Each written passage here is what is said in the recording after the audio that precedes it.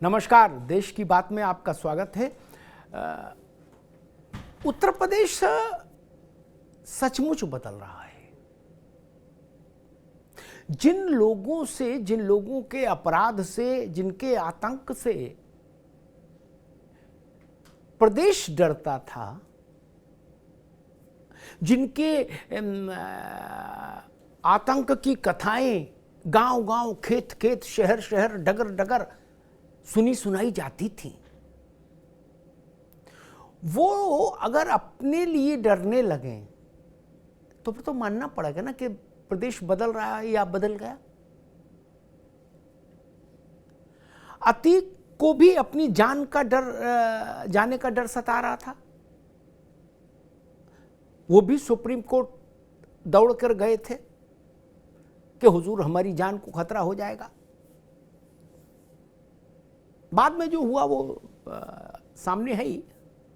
लेकिन जिन लोगों को, सैकड़ों लोगों को सताने में, मारने में, कष्ट देने में, लूटपाट करने में कभी भय नहीं लगा, उनको कम से कम इस योगी राज में अपनी जान का भय तो लग रहा है। लेकिन आज मैं चर्चा अतीक की करने नहीं आया। आज मैं प्रयागराज से थोड़ा आगे आपको पूर्वांचल, ठेठ पूर्वांचल में ले चलना चाहता हूं, मऊ, गाजीपुर। मुख्तार अंसारी, या यूं कहिए अंसारी ब्रदर्स। मुख्तार अंसारी की बेगम ने, अच्छा वो भी, उनकी जो बेगम है मुख्तार अंसारी की पत्नी, वो भी फरार है, वो भी इनामी है। मैंने कहा ये भी बता दूं आपको, घर में जितने हैं वो या तो फरार हैं या जेल में हैं। ऐसा माहौल इस वक्त बना है।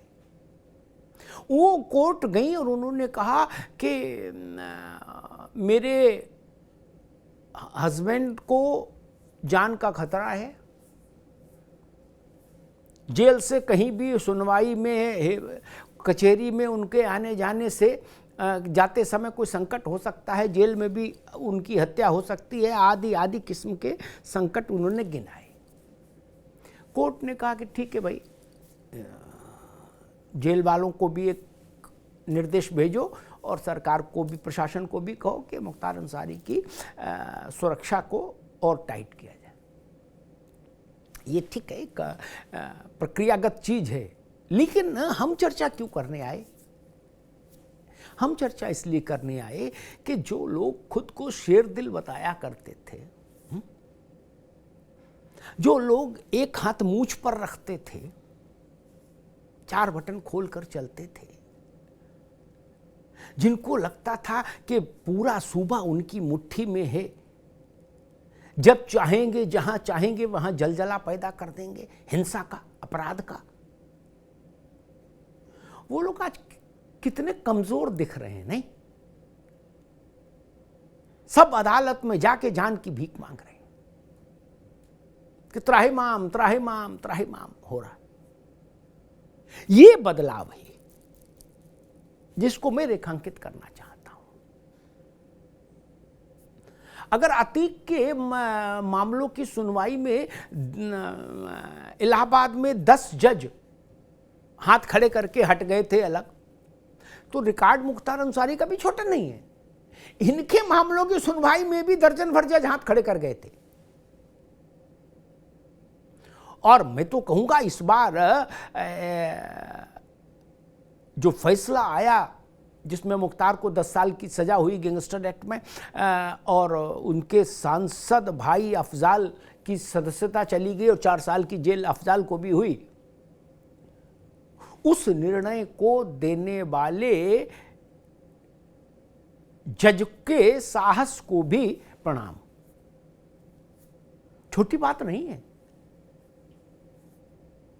जिस न्यायाधीश ने यह फैसला सुनाया, उसके पास सारे तथ्य थे ना कि मुख्तार क्या है, और उन्हीं तथ्यों के चलते पूर्व में जज हाथ खड़े कर दिया करते थे। नाना प्रकार के कारणों को सामने रखकर अपने को पीछे कर लेते थे कि भाई मैं इस सुनवाई में नहीं रहूंगा। वहां अगर न्यायाधीश ने इतना साहस दिखाया तो उस साहस की भी सराहना होनी चाहिए। वो न्यायाधीश जिसने अतीक को आजीवन कारावास दिया था वो, और जिसने अभी मुख्तार और अफजाल को सजा सुनाई, उन दोनों न्यायाधीशों का भी साहस स्तुत्व है, उसकी स्तुति होनी चाहिए, उसकी सराहना होनी चाहिए। मुख्तार अंसारी का अपराध का कारोबार अतीक से कई गुना बड़ा था, उसका दायरा बड़ा, और मुख्तार का नेटवर्क भी अतीक से बड़ा। इलाहाबाद हाई कोर्ट ने एक बार एक टिप्पणी में कहा था कि मुख्तार का गिरोह देश के सबसे खतरनाक गिरोहों में से एक है। ये छोटी बात नहीं है कि सूबे की सबसे बड़ी अदालत ये कह रही है कि मुख्तार का गिरोह देश के सबसे खतरनाक संगठित गिरोहों में से एक। और मुख्तार को लेकर तो क्या कहे, मुख्तार का जिक्र एक आईबी की रिपोर्ट में एक बार हुआ था। उसमें चौंकाने वाली बात ये कही गई थी कि इस गिरोह के पास ऐसे हथियार हैं जो सेना के द्वारा ही रखे जा सकते हैं, और कई जगह तो ऐसे हथियार भी हैं इस गिरोह के पास कुछ तो जो सेना के पास भी नहीं थे उस वक्त तक। वहां से आप इसकी रेंज समझिए अपराध की, मुख्तार की। बड़ा और प्रभावशाली परिवार, ननिहाल पक्ष भी और ददिहाल पक्ष भी।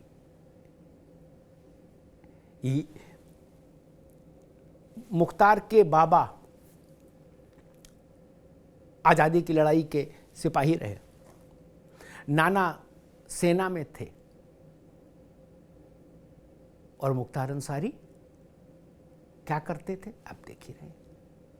मुख्तार के बाप स्टीफन कॉलेज में पढ़े, क्रिकेट टीम के कैप्टन थे। वो चाहते थे कि बेटा स्पोर्ट्स में जाए, निशानेबाजी में करियर बनाए, लेकिन निशाना लगाना तो सीखा, लेकिन खेल में नहीं, अपराध में। और उसका नतीजा ये हुआ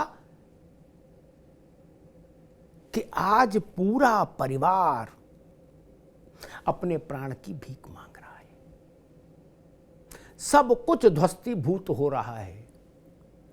जितनी आर्थिक साम्राज्य को पुष्पित पल्लवित करने वाले जितने भी घटक थे, धीरे धीरे धीरे धीरे उन सबको अलग कर दिया गया, ध्वस्त कर दिया गया है। सैकड़ों हजारों करोड़ की संपत्तियां सरकार ने सीज कर दी। मुख्तार के आर्थिक साम्राज्य को चलाने वाले जितने चिंटू पिंटू गुर्गे थे वो सब अंदर कर दिए गए, कुछ मुठभेड़ में मारे गए, संपत्तियों पर बुलडोजर चल गए। बेटा जेल में, बहू जेल में, दोनों भाई जेल में, खुद जेल में, बीबी पर इनाम, हो गया काम। ये परिस्थिति आप सोच सकते कभी, मतलब ये जिस मुख्तार के आंख के, वो था ना एक राणा की पुतली फिरी नहीं तब तक चेतक मुड़ जाता था, हम लोग बचपन में पढ़ते थे राणा प्रताप के लिए हल्दी घाटी कविता में। यहां इसको ऐसे समझ लीजिए कि मुख्तार की भ्रकुटी घूमती थी किसी अधिकारी के खिलाफ, तब तक उसका वो ट्रांसफर हो जाता था तत्काल प्रभाव से। ये खौफ जिस व्यक्ति का रहा हो,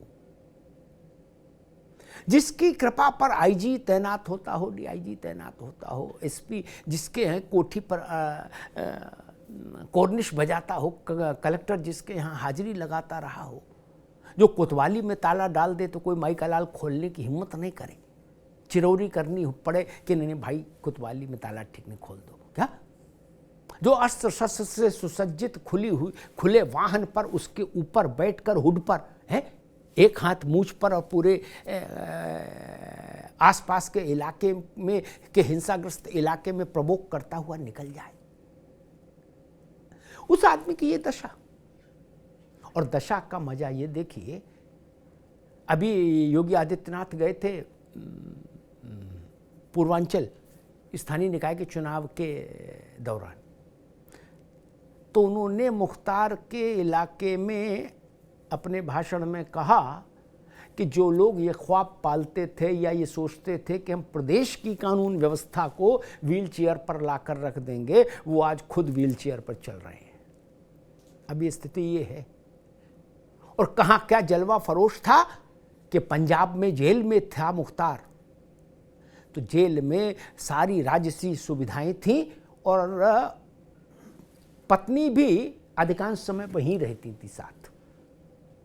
उस वक्त वहाँ कांग्रेस की सरकार थी और अमरिंदर सिंह महाराजा पटियाला मुख्यमंत्री थे।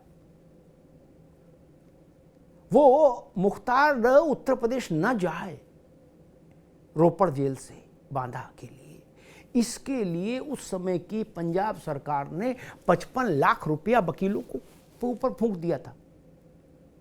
अब आप दिमाग लगाइए कि आखिर मुख्तार से ऐसा मीठा क्या, पंजाब का क्या लेना देना था? सीधे तौर पर तो कोई लेना देना नहीं मुख्तार से, और अपराधी से किसी का क्या लेना देना? सरकार ने पैसा क्यों फूका टैक्स पेयर का? इशारा दिल्ली से था अमरिंदर को, कांग्रेस हाईकमान का था क्या इशारा, या अमरिंदर का कोई लेना देना था मुख्तार एंड कंपनी से? कुछ तो था। वो ऐसे लोग अब, और सबसे बड़ी बात एक ये भी हुई कि अपराधियों के ऊपर जो एक वो पड़ा रहता था आवरण कि हम नेता भी हैं, हम माननीय भी हैं, वो भी हट रहा है। मुख्तार के परिवार से हट गया, अफजाल की सांसदी चली गई, अतीक नहीं जीते, फिर अशरफ मारे गए। आपके पास जब तक माननीय होने का आवरण रहेगा तब तक आपके अपराध पर शासन के लिए लगाम लगाना अपेक्षाकृत कठिन होता है। और उत्तर प्रदेश में एनकाउंटर को लेके जो हंगामा खड़ा किया जा रहा था और उसको एक खास मजहबी रंग देने की जो लोग कोशिश कर रहे थे, उनको भी जवाब मिल गया बृहस्पतिवार के दिन शाम होते होते नोएडा में। इनामी बदमाश गैंगस्टर अनिल दुजाना को एसटीएफ ने एक मुठभेड़ में मार गिराया। अभी कुछ ही दिन पहले अनिल दुजाना जमानत पर छूट के आया था, फिर 2 नए केस उसके खिलाफ दर्ज हुए, मिल नहीं रहा था, मुठभेड़ हुई, मारा गया। और जिस दिन दुजाना मारा गया उसी दिन एसटीएफ की स्थापना, वही दिन एसटीएफ की स्थापना दिवस का भी था। 25 साल हुए थे उसको पूरे। तो रजत जयंती समारोह में उत्तर प्रदेश एसटीएफ ने अनिल दुजाना को मार गिराया। अब कम से कम ये आरोप नहीं कोई लगाएगा कि अतीक और अशरफ और असद, जो कहा जा रहा था कि एक मजहब के लोगों को उत्तर प्रदेश की पुलिस टारगेट कर रही है, वो आरोप अब शायद नहीं लगेगा। और पूरब से लेकर ठेठ पश्चिम तक, प्रयागराज, गाजीपुर और नोएडा, एक सी बयार माफियाओं पर लगाम लगे और माफियाओं से उत्तर प्रदेश मुक्त हो। ये बड़ी चीज़ है, इसका स्वागत किया जाना चाहिए। धन्यवाद।